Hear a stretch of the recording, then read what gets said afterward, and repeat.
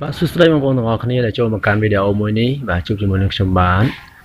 chắc channel chuyện xe xem bạn xong bỏ slide tới là comment là bong pro gặp on pro này có trong ở trong thuê video đọc xem lên mà tàu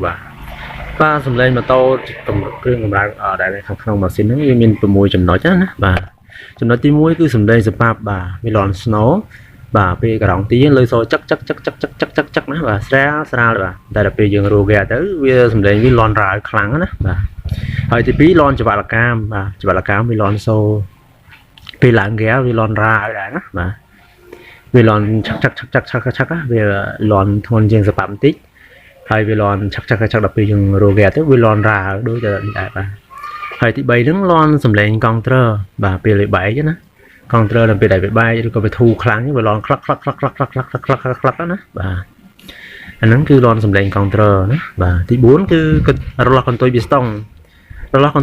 nó cứ lon xô cờ đó mà đóng tí lon riêng xuôi nữa mà chúa bắt bị dùng lô gà kháng tới lon cờ tại luôn và lon cờ đỏ đá đó này bàហើយទី5ហ្នឹង lon snow សំឡេងពេលឡើងហ្គេរងខ្លឹកបាទនឹងសំឡេងអាប៊ីស្តុងណាបាទឡើងហ្គេរងខ្លឹកហ្នឹង lon អាប៊ីស្តុងពេលដែលយើងមកធូរហ្គេគឺវាអត់លុយទេណាបាទហើយទី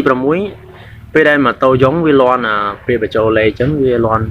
លេខ2លេខ3ណា lon ក្របាទអាហ្នឹងវាយ៉ុងណាវាយ៉ុងដោយសារកាប់មកលើក្បាលស្បាប់លើស្បាប់អីហ្នឹងបាទដល់ពេលអញ្ចឹងពេលដែលយើងជីយូរទៅវាចាប់ដើមមានស្នឹមណាដល់ពេលមានស្នឹមលើក្បាលប៊ីស្តុងអញ្ចឹងទៅវាធ្វើឲ្យម៉ូតូហ្នឹងលន់ក្រវាយ៉ុងបាទចុងចាប់ពីលេខ2លេខ3លេខ4ហ្នឹងបាទហើយម៉ូតូលន់ជេនហ្នឹងយើងចាំពេលក្រោយយើងចាំធ្វើបន្តបាទហើយនឹងបញ្ឆេះមកសម្លេងម៉ូតូឲ្យស្ដាប់បន្តិចខ្ញុំនឹងបកស្រាយម្ដងទៀតណាបាទ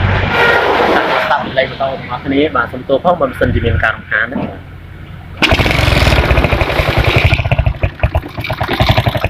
ខ្ញុំថាបងប្អូនបានលើច្បាស់គឺម៉ូតូតែងក៏លក្ខណៈម៉ូតូអស់កបាត់ពីស្តុង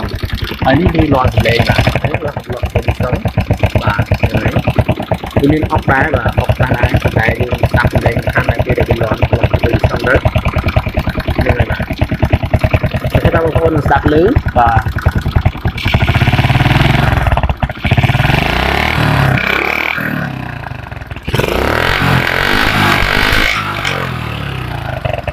គឺលន់បែបនេះហើយស្បាប់របស់វាគឺលន់ចាប់គឺស្បាប់ហ្នឹងបាទ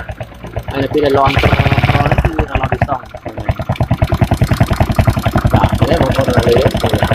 លន់ពីសងណាហើយការជួយរបស់វាគឺយើងគ្រាន់តែសៃសេមីមើលក្បាលពីសងទៅហើយយើងសៃក្បាលទៅបើសិនជាធ្វើក្បាលវារឹងបាទវារឹងអីយើងអាចដូរធ្វើចេញណាបាទហើយរលត់ពីស្តុងអីយើងគឺអត់តែដោះរើវាមកយើងយកដល់ជាងកលឹងគេសលៀងបាទហើយបើចង់ដឹងពីរបៀបព្រីតវ៉ាត់អីហ្នឹងខ្ញុំប្រាប់ហើយនៅវីដេអូមុនអាចចូលទៅឆែកមើលបានហើយនៅពេលដែលយើងរៀបហើយគឺវាធ្វើឲ្យម៉ូតូជិះស្ងាត់ល្អតែ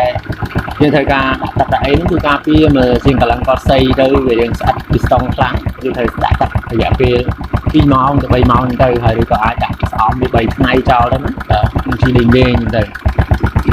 គឺវាលន់បែបនេះណាបាទលន់ខ្លះគឺលន់កាមលន់ពីស្តុងអីនៅក្នុងត្រាក់ហ្នឹងបាទ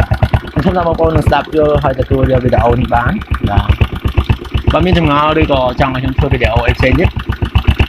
អាច comment នៅខាងក្រោមវីដេអូនេះបានបាទជំរាបលាអរគុណជាពិសេសកុំភ្លេចជួយចុច like និង subscribe ម្នាក់មួយផងបើអ្នកអត់ទាន់បានចុច subscribe ដើម្បីទទួលបានវីដេអូថ្មីមុនគេជំរាបលាពីខ្ញុំបាទ Janne